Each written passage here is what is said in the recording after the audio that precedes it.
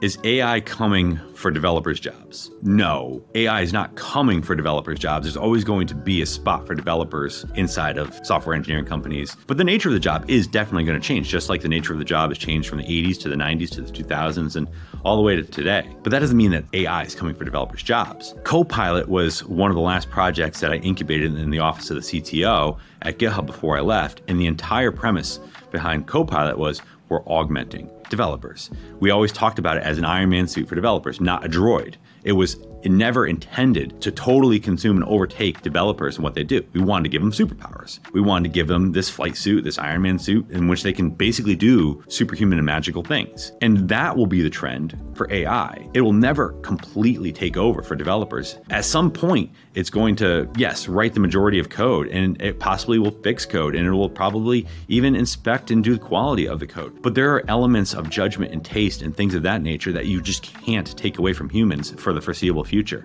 And yeah, maybe not in my lifetime. You'll get the majority of the software written via AI, but there will always be human in the loop elements to the entire process. It will look different, yes, but it's never going to take it entirely away from people. Is crypto dead?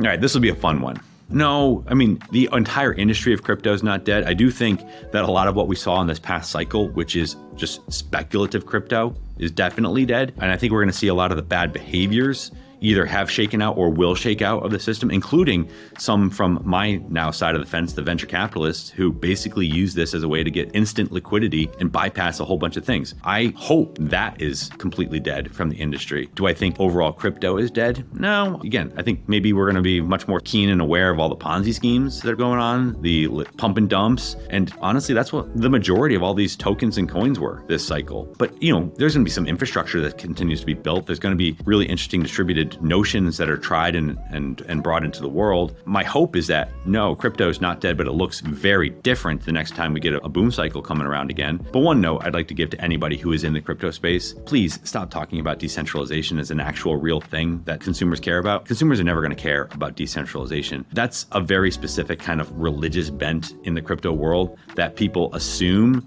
people are going to care about.